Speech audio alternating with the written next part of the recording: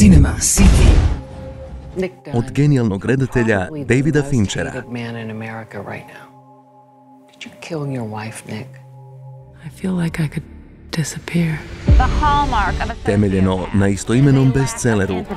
Amy lost a lot of blood in there. Then somebody mopped it up. Why would they mop up the blood if they're trying to stage a crime scene? Whatever they found, I think it's safe to assume that it's very bad. I'd finally realized I am frightened of my own husband. Without a body, without a murder weapon, their only hope is a confession. Y'all know anything yet? You need to tell me. How was your marriage, Nick? Are you asking me if I killed my wife? Man of my dreams.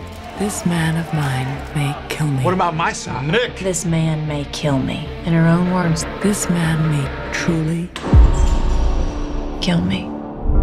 You ever hear the expression, the simplest answer is often the correct one? actually, I've never found that to be true. Nestala.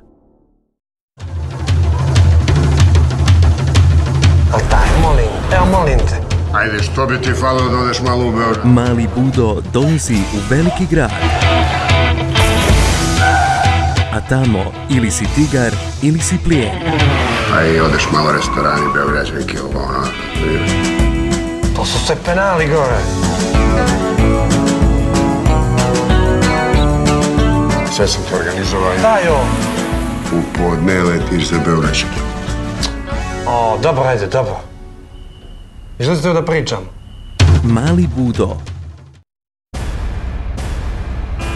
Spin-off najveće honor uspješnice prošle godine.